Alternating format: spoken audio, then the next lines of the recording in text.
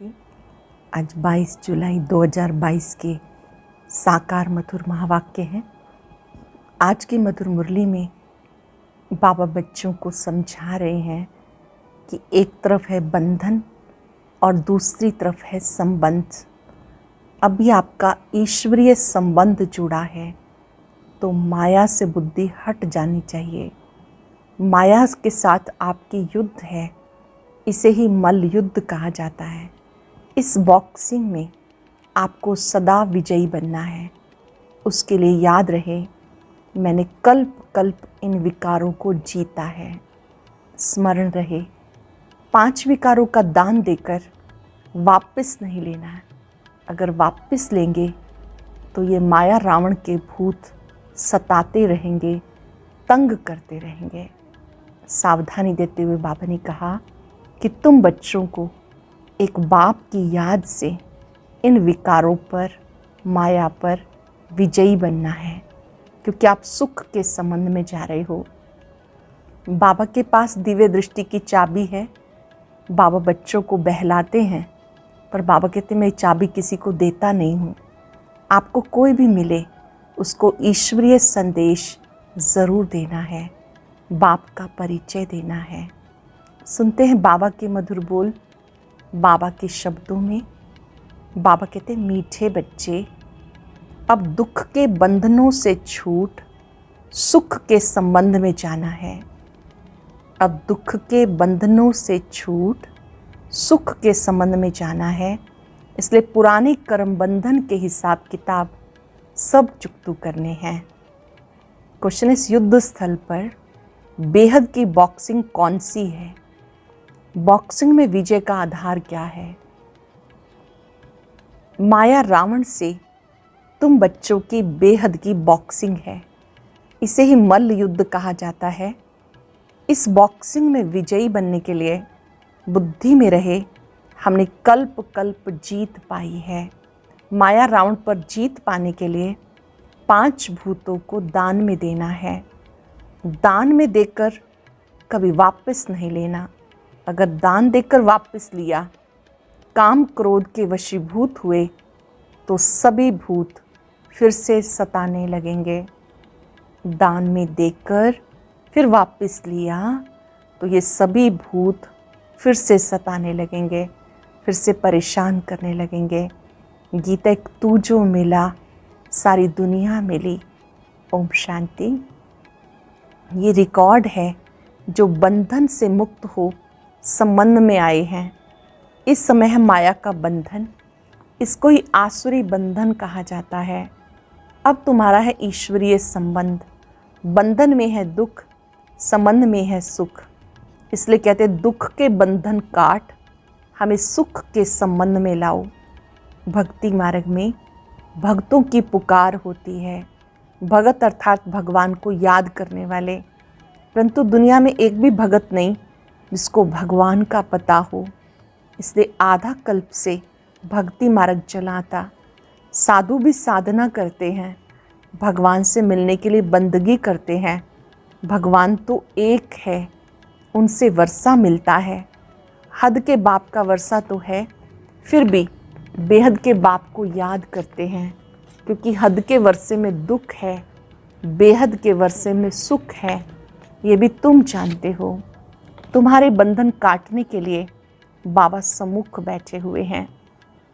गाया जाता, दुख हरता सुख करता। दुख हरता शांति करता नहीं कहेंगे। सभी शांति में चले जाएं फिर तो सृष्टि ही ना रहे। इसलिए दुख हरता सुख करता कहा जाता। सबको सुख देते हैं, मुक्ति पाते हैं। जीवन मुक्ति पाने के लिए सिर्फ मुक्ति कहें तो फिर मोक्ष हो जाए। मुक्ति के साथ जीवन मुक्ति ज़रूर है। जीवन मुक्ति है सुख का संबंध, जबकि आत्मा ही सतो प्रधान है। यहाँ तुम आए हो दुख के बंधन से छूटने के लिए, दूसरी तरफ सुख के संबंध में जुटते जा रहे हो। कर्म बंधन का हिसाब किताब चुकतू करना पड़ता। नई दुनिया में दुख है नहीं। पहले पहले सुख का संबंध, बाद में फिर दुख का बंधन शुरू होता है। सुख दुख सब खेल के लिए है। तुम बहुत सुख बहुत दुख भी देखते हो। तुम बहुत सुख तो बहुत दुख भी देखते हो। वह थोड़ा दुख थोड़ा सुख देखते हैं। भारत जो हेवन सॉल्वेंट था, अभी हेल इनसॉल्वेंट है। सबसे नया था, अभी सबसे पुराना है। बहुत दुख देखे, अभी भी बहुत दुख है। इन दुखों से छुड़ाने के लिए बाप को पुकारते हैं। उनको पिया कहा जाता, वह हद के पिया को पुकारते। अब तुम समझते हो उनको दुख है तभी तो पुकारते हैं। अब इस श्रीमत पर तुम पुरुषार्थ कर रहे हो सुख धाम में जाने का। बाबा कहते 5 वर्ष के बाद आता हूँ। तुम्हारी बुद्धि में अब ज्ञान भरा है। आदि से अंत तक तो त्रिकालदर्शी हुए ना। आदि से अंत तक का ज्ञान भरा है तो त्रिकालदर्शी हुए ना। तुम तीनों लोकों को जानते हो। मूल वतन में हम आत्माएं शांति में रहती हैं। हम असल में उस निर्वाण धाम की वासी हैं। फिर प्रवृत्ति मार्ग में आने से ऑर्गन्स द्वारा पार्ट बचाते हैं। तुम सुख दुख का पार्ट बचाते हो। आदि से अंत तक तुम ऑलराउंडर हो। अटेंशन देंगे। हम सब सतयुग से कलयुग अंत तक पार्ट बचाते हैं, इसलिए ऑलराउंडर हैं। तुम 84 जन्म लेते हो। तुम्हें अब रोशनी मिली है। 84 लाख जन्म तो हो ना सके। मनुष्य 84 जन्म लेते, बाकी वैरायटी योनियाँ तो ढेर हैं। गिनती करने वाले तो कोई है नहीं, ऐसे ही धक्का लगा देते। जानते हो कौन 84 जन्म कैसे लेते हैं? सिख लोग व आर्य समाजी बोधि आदि 84 जन्म नहीं लेंगे। तुम बाप को जानते हो, इसलिए कहते हो गीता का भगवान कौन? ज्ञान सागर, पतित पावन, हेवनली गॉड फादर या सर्वगुण संपन्न हेवन का पहला प्रिंस श्री कृष्ण। गीता ज्ञानदाता कौन? शिव बाबा या श्री कृष्ण? ये पहेली बहुत सहज है, इसलिए बाबा ऐसी ऐसी पहेली छपवा रहे हैं तो मनुष्यों की बुद्धि में बैठे। जज करो गीता का भगवान कौन?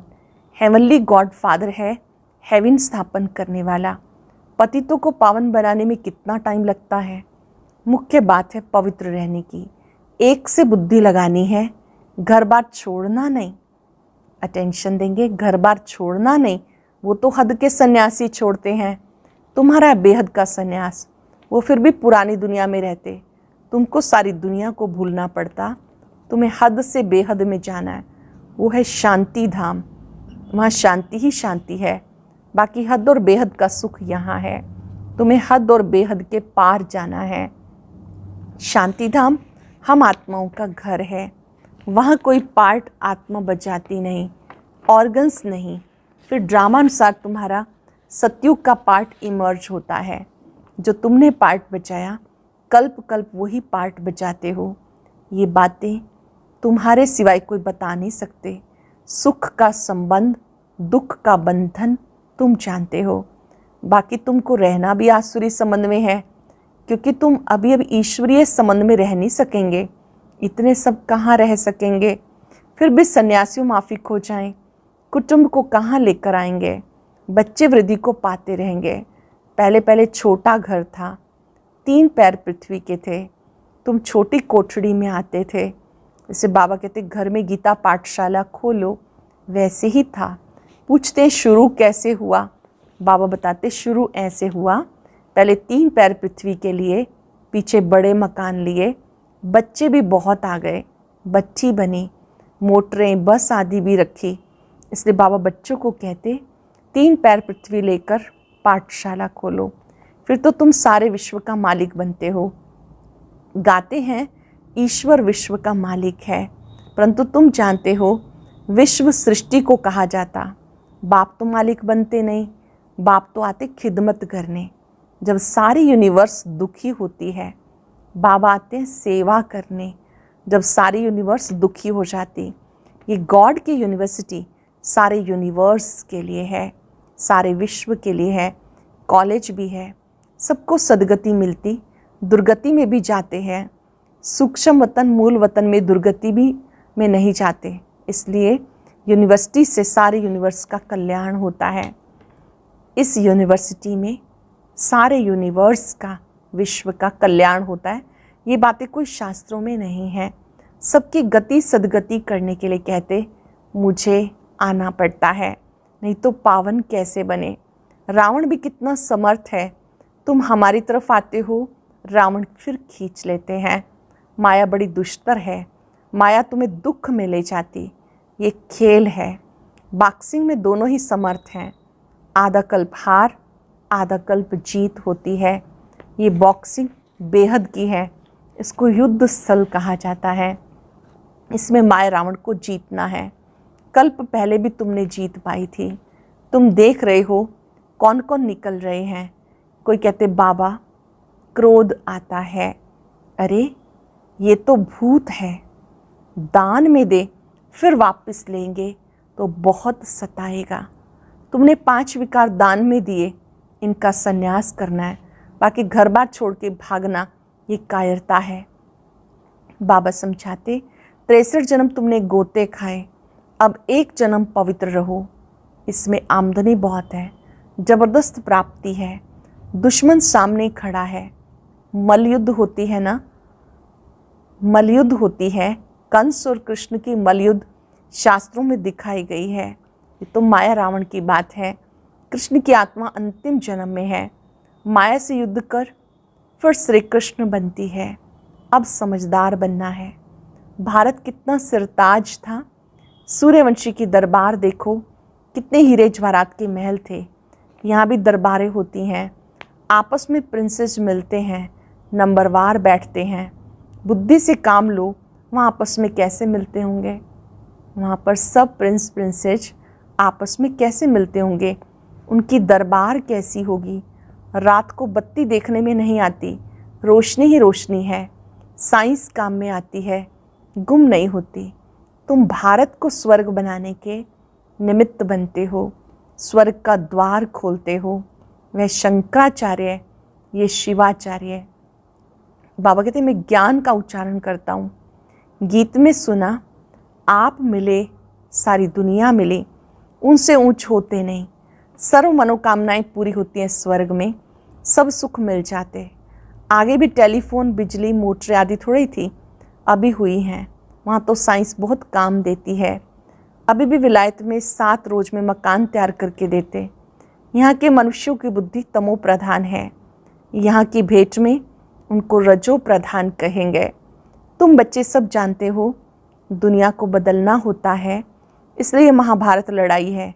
तुम्हारी बुद्धि खुल गई, कैसे युद्ध के मैदान में खड़े हैं। माया सामना करती है, आप युद्ध के मैदान में हो, माया सामना करती है। बाबा कहते पूरा योग लगाओ। कैसे जीत पाएंगे माया पर, उसके लिए तरीका बाबा ने बताया। बाबा से पूरा योग लगाओ। तुम भी निर्वाण धाम के रहने वाले हो, जैसे बाबा वैसे तुम। बाबा तुम्हें विश्व का राज्य देते, उसके बदले दिव्य दृष्टि की चाबी अपने पास रखते हैं। बाबा विश्व का राज्य देते, उसके बदले दिव्य दृष्टि की चाबी अपने पास रखते। कहते ये हमारे काम की है। भक्ति मार्ग में तुम्हें खुश करना होता, बाकी किसको देता नहीं हूँ। तुम्हें विश्व की बादशाही देता हूँ, ये कोई कम बात है क्या। दिव्य दृष्टि की चाबी कोई कम थोड़ा ही है। खेल कैसा है, जो अच्छी रीति समझते हैं अंदर खुशी में रहते। जन्माष्टमी पर भी समझाया, कृष्ण की जयंती नहीं, परम पिता परमात्मा की ही जयंती गाई जाती है। पहले कृष्ण जयंती मनाते हो, शिव जयंती कहाँ गई। पहले शिव जयंती हो, फिर तो कृष्ण का जन्म हो। शिव जयंती के बाद है कृष्ण की जयंती। शिव बाबा ही भारत को स्वर्ग बनाते। कहते कल्प के संगम पर आकर मैं तुम्हें राजयोग सिखाता हूँ। महाभारत की लड़ाई हो, तब नरक का विनाश, स्वर्ग की स्थापना हो। शिव बाबा शिवालय स्थापन करते, रावण वैशाल्य बनाते। शिव बाबा शिवालय बनाते हैं, रावण वैशाल्य बनाते हैं। जिससे श्री कृष्ण ने पद पाया, उसका किसी को पता ही नहीं। वास्तव में शिव जयंती ही मुख्य है। बाकी मनुष्य जन्म लेते रहते, जो पूज्य देवताएं हैं वही पुजारी बनते। तुम्हारी बुद्धि में सारा राज है, सो भी नंबरवार पुरुषार्थ अनुसार। बाबा तुम्हें समझाते हैं, तुम्हें औरों को समझाना है। बाबा बच्चों को समझाते, आप फिर औरों को समझाओ, प्रिंसिपल आदि को भी समझाना है। ये जो स्कूलों में हिस्ट्री ज्योग्राफी पढ़ाई जाती, ये तो अधूरा ज्ञान है। मूल वतन, सूक्ष्म वतन, स्थूल वतन, इन सब का राज समझाना चाहिए। इनको जानते नहीं, बाकी अंग्रेज़ों मुसलमानों आदि की हिस्ट्री ज्योग्राफी लेकर बैठे हैं। बेहद की हिस्ट्री ज्योग्राफी बाबा ही समझाते हैं। हम मनुष्य से देवता बन रहे हैं। स्वर्ग का प्रिंस प्रिंसेस कैसे बने, आओ तो हम तुम्हें बताएं। स्वर्ग का प्रिंस प्रिंसेस बनना है तो कैसे बने, आओ हम आपको बताएं। हेवन के प्रिंस प्रिंसेस बनना है, उनको ये वर्षा कैसे मिला, ये सूर्यवंशी डायनेस्टी कैसे स्थापन हुई, ये नॉलेज नहीं तो तुम फिलॉसफर काहे के हुए। समझाने की युक्ति चाहिए, ये क्या जजमेंट करते हैं। धर्मराज बाबा बिल्कुल एक्यूरेट है, उनके ऊपर कोई है नहीं। यहाँ तो एक दो के ऊपर हैं, सच्चा सच्चा धर्मराज सिर्फ एक है, जिसके ऊपर कोई भी नहीं। अच्छा, मीठे मीठे सिक्के लदे बच्चों प्रति माता पिता बाप दादा का याद प्यार गुड मॉर्निंग। रूहानी बाप की रूहानी बच्चों को नमस्ते। रूहानी बच्चों की रूहानी बाप दादा को नमस्ते, गुड मॉर्निंग, शुक्रिया बाबा, शुक्रिया। धारणा के लिए सार। पहली पॉइंट है, बुद्धि को हद और बेहद से पार अपने शांति धाम में लेके जाना है। दुख के बंधन से छूटने के लिए ईश्वरीय संबंध में रहना है। दुख के बंधनों से छूटने के लिए ईश्वरीय संबंध में रहना है। सारे विश्व की खिदमत करने के लिए 3 पैर पृथ्वी पर रूहानी यूनिवर्सिटी खोलनी है। बेहद की हिस्ट्री ज्योग्राफी पढ़नी और पढ़ानी है। आज का वरदान, तपस्या द्वारा सर्व कमजोरियों को भस्म करने वाले फर्स्ट नंबर के राज्य अधिकारी भव। तपस्या द्वारा सर्व कमजोरियों को भस्म करने वाले फर्स्ट नंबर के राज्य अधिकारी भव। फर्स्ट जन्म में फर्स्ट नंबर की आत्माओं के साथ राज्य अधिकार प्राप्त करना है, तो जो भी कमजोरियां हैं उन्हें तपस्या के योग अग्नि में भस्म कर दो। जो भी कमजोरियां हैं तपस्या के योग अग्नि में भस्म करो। मन बुद्धि को एकाग्र करना, अर्थात एक ही संकल्प में रह फुल पास होना। अगर मन बुद्धि जरा भी विचलित हो तो दृढ़ता से एकाग्र करो। मन बुद्धि जरा भी विचलित हो तो दृढ़ता से एकाग्र करो। व्यर्थ संकल्पों की समाप्ति ही संपूर्णता को समीप लाएगी। सरल शब्दों में अपने मन बुद्धि को एक ही संकल्प में दृढ़ता से एकाग्र करना है। अपनी कमजोरियों को समाप्त करना है। व्यर्थ को समाप्त करने से ही संपन्नता समीप आएगी। स्लोगन है, समय को गिनती करने वाले नहीं, बाप के व स्वयं के गुणों की गिनती करके संपन्न बनो। समय को गिनती करने वाले नहीं, लेकिन बाप के व स्वयं के गुणों की गिनती कर संपन्न बनो। कितना समय बचा है, कब विनाश होगा, ये गिनती ना करके बाबा के गुणों को बार बार गिनती करते रहो। स्वयं के अनादि गुणों को गिनती करते रहो तो संपन्न बन जाएंगे। आज हम अभ्यास करेंगे, मैं दृढ़ संकल्पधारी आत्मा हूँ। मुझे अपनी कमजोरियों को दृढ़ता के द्वारा स्वाहा करना है। नंबर 1 राज्य अधिकारी बनना है। अपनी तपस्या के आसन पर विराजमान हो जाएं। अनुभव करें, भ्रिकुटी कक्ष में विराजमान मैं तपस्वी आत्मा हूँ। तपस्या मेरे जीवन की सुंदरता है। मन बुद्धि की एकाग्रता ही सच्ची तपस्या है। मैंने अपनी कमजोरियों को अच्छे से पहचाना है।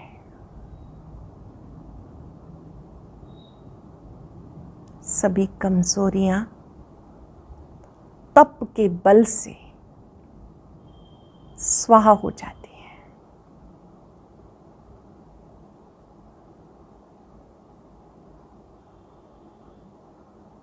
परमात्मा शक्तियों को फाउंटेन की तरह अपने में आता देखें।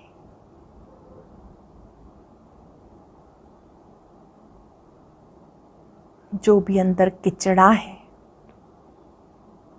इन पवित्र किरणों में समाप्त हो रहा है। मैं दृढ़ संकल्पधारी तपस्वी आत्मा हूं। शुक्रिया बाबा, शुक्रिया। आज शुक्रिया दिवस पर विशेष रूप से शुक्रिया। आपने हमें दृढ़ संकल्पधारी बनाया, कमजोरियों को मिटाना सिखाया, योग लगाना सिखाया। आपका शुक्रिया, शुक्रिया। ओम